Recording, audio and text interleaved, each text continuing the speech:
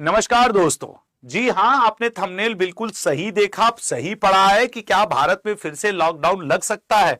जी हां, इस संभावना से बिल्कुल इनकार नहीं किया जा सकता, क्योंकि ये मैं नहीं, ये आदरणीय प्रधानमंत्री ने 23 मार्च को संसद में अपने लगभग आधे घंटे के भाषण में पूरे देश की जनता को सिचुएशन जो ये पश्चिमी एशिया मिडिल ईस्ट साइड जो ये युद्ध चल रहा है उसके मद्देनजर अपने भाषण में बोला है।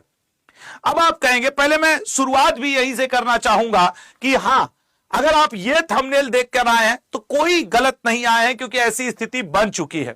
एक्चुअली मार्च 23 2026 को संसद टीवी से ही, इसीलिए मैंने उसको उठाया, चूंकि बहुत भारी हो जाता है, इसलिए मैंने कहा कि हटाओ भाई मोदी जी की। ये लोग जान रहे हो क्यों चेहरा लटकाए हुए बैठे हुए हैं? क्योंकि ये लोग मोदी जी की बातें सुन रहे थे। अब उनके भाषण का मैं आपको थोड़ा सा जो कि लिख के लाया हूं, जो शब्द बाई शब्द देश के प्रधानमंत्री ने बोला है, पहले मैं वो आपको बताना चाहता हूं। तो आदरणीय प्रधानमंत्री मोदी जी ने बोला संसद में, हम कोरोना के समय भी ऐसी चुनौतियों का सामना कर चुके हैं, अब हमें फिर से उसी तरह तैयार रहने की जरूरत है। ये मोदी जी के शब्द है 23 मार्च 2026 को संसद में। उसी तरह तैयार रहने की आवश्यकता है।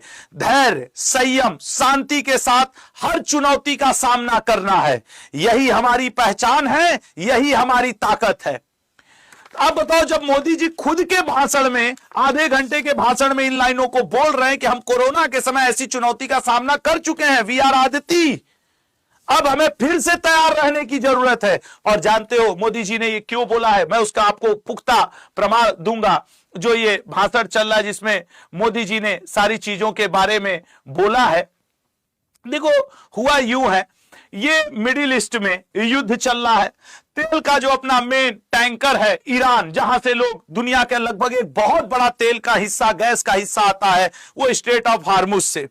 हमारा घर हो या आपकी हमारी कारें हो या हमारे देश का जो ऊर्जा संचालन है, सब कुछ इसी से चल रहा है। अब हो क्या रहा है कि क्यों ऐसी न्यूज आ रही है कि लॉकडाउन लगेगा?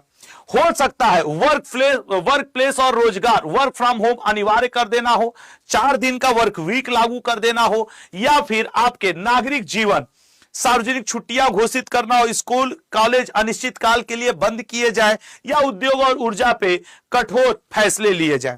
अच्छा, ये किन आधारों पे मैं कह रहा हूं? मैं आपके सामने देखो, श्रीलंका में ईंधन और परिवहन पे फ्यूल लिमिट तय हो गई है कि इससे ज्यादा डीजल पेट्रोल आपको देंगे नहीं, और श्रीलंका ने अपने स्कूल और कॉलेज बंद करने की घोषणा कर दी कि भैया कहां से मैनेज करेंगे। पड़ोसी देश बांग्लादेश, इस